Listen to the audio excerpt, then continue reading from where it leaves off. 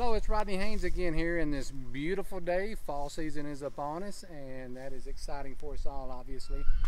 Football season, pumpkins, all the above. Just a great time of the year. It's also the best time of the year to do your landscaping. If you're going to make renovations to your yard, or especially if you're planting larger trees or significant landscape around your home, this is the time to do it. Really, the fall is the #1 time of the year to plant. Winter is second. Spring is third, believe it or not, even though we always do it in the spring, because everything looks so pretty at the nurseries, right? So we go and buy all of those beautiful plants and put them in our yard. And that's okay. Summertime obviously being the worst. But anyway, all of that's going on right now. If you have those ideas or thoughts that you're wanting to do around your house, now is the time to do most of it. Especially larger plants. So what I want to talk to you about today is when you're making those changes to your landscape, especially when you have an existing landscape and existing irrigation and you want to make changes, add-ons, new beds, that type of thing. I want you to be thinking about your irrigation and your sprinkler system and how it ties into all of that. And I want to show you an example now at my own home of what we're doing and what needs to happen to the sprinkler when I make these changes. So what I want to show you is down here on my existing flower bed. You can see up here an area with this edging, this binder board edging, where I've got what's going to be a walkway path.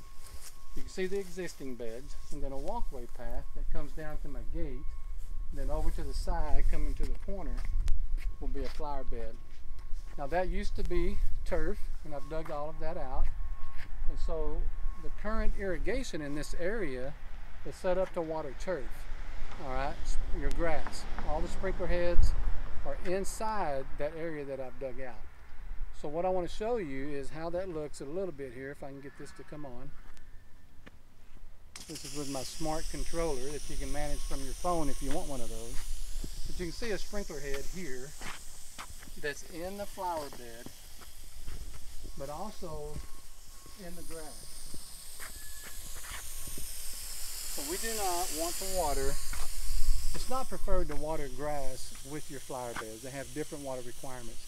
So what we need to do is take the sprinkler heads that are in the bed, are going to be in the new bed, cap them, move them, whatever we need to do to have good coverage, and then convert the new bed onto the existing drip line in the flower bed that we currently have. Kind of get tongue-tied saying all that, but basically we're trying to put everything together that's bed and everything together that's turf. So we need to make those changes. Your water requirements are going to be different on each of those areas. Sometimes that's pretty simple to do. Sometimes it's a little more difficult, but it's very important that you do it. There's different ways we can approach that, but definitely want to give us a call and let's come out and look at it when you make those changes.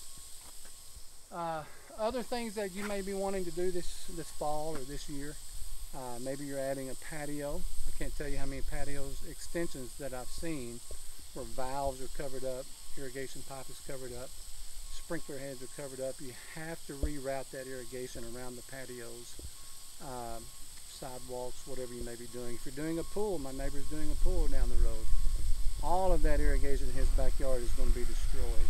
So give us a call, we can help you with pool reroutes as well.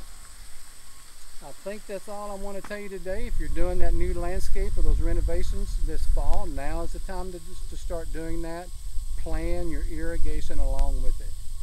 And as always, have a great day and a happy fall. Thank you.